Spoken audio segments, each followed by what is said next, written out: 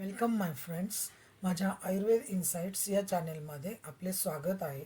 या चॅनेलमध्ये आपण आयुर्वेदाविषयी उपयुक्त माहिती तसेच विद्यार्थ्यांसाठी उपयुक्त मार्गदर्शन करत असतो. आपण माझा चॅनेल जरूर माझे व्हिडिओ जरूर पाहावे. चॅनेलमधील ते लाईक, शेअर आणि सबस्क्राईबही करावे. योग्य वाटल्यास योग्य त्या कमेंटही कराव्या. ठीक आहे, चला आता आपण व्हिडिओ सुरू करूयात. हा जो व्हिडिओ आहे हे प्रथम वर्ष BMS संहिता अध्ययन 1 याचा पेपर आणि सिलेबस याविषयी मार्गदर्शन करणारा आहे. आता यामध्ये हा विषय तिन्ही वर्षाला असला तरी प्रथम वर्षासाठी त्याचा अभ्यासक्रम वेगळा आहे. हे थिअरी 100 मार्काची असते आणि प्रॅक्टिकल 100 मार्काचं असतं. असे 200 मार्क्सचा एकूण हा पेपर असतो. तर थिअरीमध्ये पहा, अष्टांग हृदय आणि चरक हे 2 ग्रंथ अभ्यासासाठी असतात.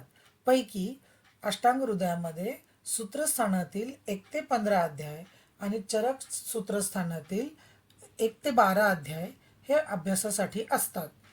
अष्टांग हृदयावर 50 मार्काचे प्रश्न असतात, तर चरक सूत्रस्थानावर 50 मार्काचे प्रश्न असतात. असा तो एकूण मिळून 100 मार्काचा पेपर असतो. आता थिअरीच्या फर्स्ट टर्मसाठी काय थिअरी पोर्शन असतो का, अष्टांग हृदयमधील सूत्रस्थानातील 1 ते 5 एवढेच अध्याय असतात आणि चरकमधील सूत्रस्थानातला पहिला अध्याय असतो. हे फक्त फर्स्ट टर्मसाठी.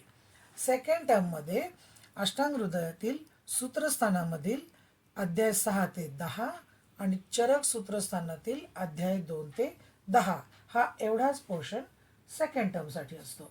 तर थर्ड टर्मसाठी अष्टांग हृदयातील सूत्रस्थान अध्याय 11 ते 15 आणि चरक सूत्रस्थान अध्याय 11 आणि 12 हा असा एकूण पोर्शन असतो. आता टर्म वाईज या पोर्शनवर प्रत्येक टर्म वाईज एक्झाम्स असतात. आता फर्स्ट टर्ममध्ये कोणती एक्झाम असते, त्यामध्ये first periodic 15 mark, second periodic 15 mark आणि थर्ड पिरियडिक 15 मार्क अशा 2-2 महिन्याच्या अंतराने एकूण 3 पिरियडिक टेस्ट होतात आणि सेमिस्टर संपताना एंडसेम ही 100 मार्काची होते. त्यात हृदयावर 50 मार्क आणि चरक सूत्रस्थानावर 50 मार्क असं ते विभाजन असतं. सेकंड टर्ममध्ये पण सेम हाच प्रकार असतो, 3 पिरियडिक आणि एक एंडसेम 100 मार्काची. थर्ड टर्ममध्ये सुद्धा सेम पॅटर्न असतात, 3 पिरियडिक आणि एक एंडसेम 100 मार्काची. आता पिरियडिक टेस्टचा फॉर्मॅट कसा असतो पहा, 7 प्रकारे एकूण ही पिरियडिक टेस्ट कंडक्ट केली जाऊ शकते. एकतर poster making, PPT presentation, group presentation, viva, return, MCQ किंवा SAQ, फील्ड व्हिजिट आणि फील्ड सर्वे. यापैकी कोणत्याही एक प्रकारे ही परीक्षा कंडक्ट केली जाते आणि त्या प्रत्येकी 15 मार्काची असते. त्यामुळे हे हातचे मार्क असल्याने पिरियडिक टेस्टकडे दुर्लक्ष करू नका. आता एंडसेमचा जो परीक्षेचा पेपर असतो रिटर्नचा, त्याचा फॉर्मॅट काय असतो पहा, की पहिला क्वेश्चन असतो 20 मार्काचा, त्यात एका मार्काला एक MCQ असे 20 मार्काचे MCQ असतात आणि एकूण त्याला 20 मार्क्स असतात. क्वेश्चन 2 मध्ये SAQ म्हणजे शॉर्ट आन्सर क्वेश्चन्स 40 मार्काला असतात. एका क्वेश्चनला 5 मार्क असतात, असे 8 प्रश्न असतात. आणि क्वेश्चन 3 मध्ये LAQ म्हणजे लॉंग आन्सर क्वेश्चन्स ते 40 मार्काला असतात आणि 10 मार्का प्रत्येकी असे 4 क्वेश्चन असतात. याला कुठलाही ऑप्शन नसतो, सगळेच प्रश्न कंपल्सरी कंडक्ट करायचे असतात.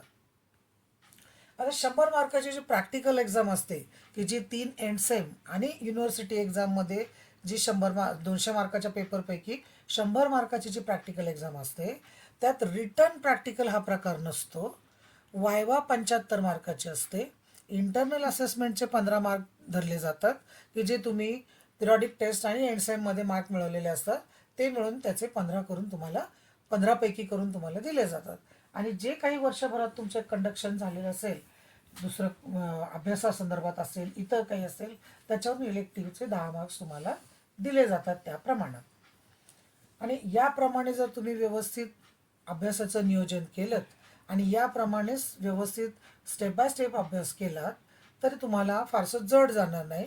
आणि एक महत्त्वाचं लक्षात ठेवा की फर्स्ट टर्मला परीक्षेत फक्त फर्स्ट टर्मचं विचारलं जातं, सेकंड टर्मला फक्त सेकंड टर्मचं विचारलं जातं, थर्ड टर्मला फक्त थर्ड टर्मचं विचारलं जातं, थर्ड टर्मला तिन्ही टर्मचा अभ्यास असतो. त्यामुळं फर्स्ट आणि सेकंड टर्म तुम्ही लाईटली घेऊ नका, कारण तो अभ्यास तुम्हाला थर्ड टर्मला फायदेशीर ठरतो. आणि थर्ड टर्मच्या नंतर जर कॉलेजनी घेतली तर ती प्रिलिमसारखी तुम्हाला फायद्याचीच पडते, 100 मार्काची एंड सेम. नाही तर युनिव्हर्सिटीची एक्झामला तुम्ही डायरेक्ट ॲपियर होऊ शकता. तर याप्रमाणे तुम्ही व्यवस्थित एक टाइम टेबल आखून व्यवस्थित अभ्यास करा, कारण हा विषय फारसा अवघड नाही आहे. संस्कृत जरी तुम्हाला अवघड वाटत असलं तरी तुम्ही एकदा मन लावून शिकायला सुरुवात केलीत तर तुम्हाला लक्षात येईल की अध्ययन हा विषय अगदी सोपा आहे आणि त्याचे एवढं ताण घ्यायची गरज मुळीच नाही.